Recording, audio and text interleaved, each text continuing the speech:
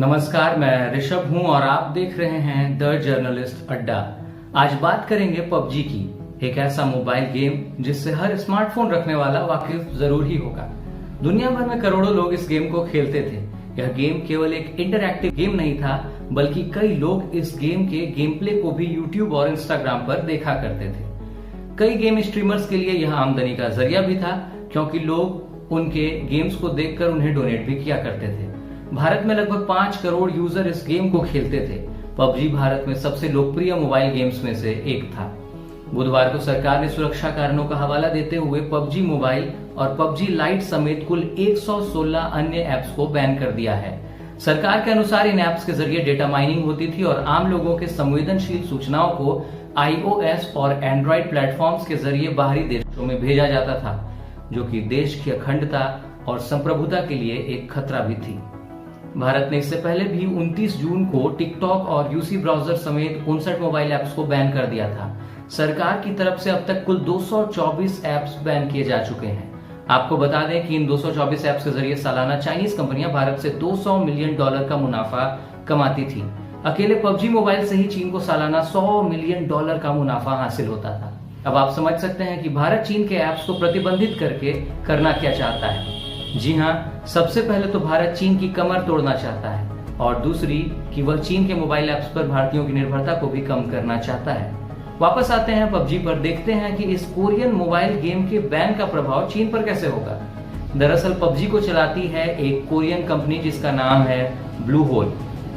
यह company PC, PS4 और Xbox पर भी गेम रन करती थी, लेकिन चीन ने इसके मोबाइल वर्जन को रन करने का लाइसेंस लिया था और चीन की tech company Tencent PUBG mobile और पबजी लाइट गेम को चला रही थी। और अब जब सरकार ने मोबाइल वर्जन को बैन किया है तो फिर बात साफ है कि चीन को सबसे बड़ा झटका लगेगा।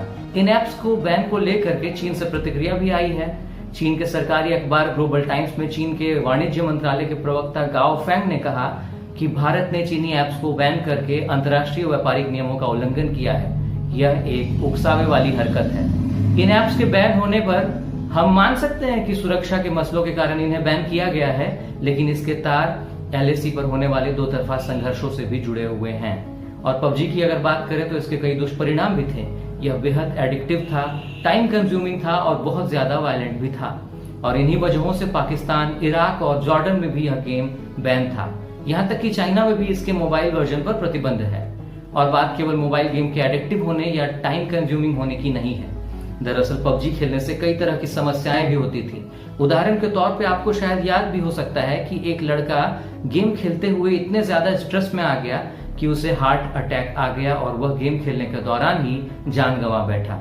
इसके अलावा अगर आप पबजी मोबाइल गेम खेलने बैठेंगे तब आप खुद नहीं समझ पाएंगे कि आप कैसे इतना ज्यादा वक्त फोन पर बर्बाद करने लगेंगे। आपकी सोशल लाइफ पूरी तरह से फोन स्क्रीन में सिमट कर रह जाएगी। इसके अलावा आपके सोशल स्किल्स भी कमजोर होने लगेंगे और आप घुलने मिलने से कतराने लगेंगे। आप भी कई ऐसे लोगों को जानते होंगे जो इस मोबाइल गेम को खेलने के इतने ज्यादा आदी हो चुके थे कि उन्हें पढ़ाई लिखाई, दोस्त, परिजनों आदि की परवाह भी नहीं रहती थी और वह सारा दिन या अपने दिन का ज्यादातर समय फोन स्क्रीन में उंगलियों को गिराते हुए बिताते थे।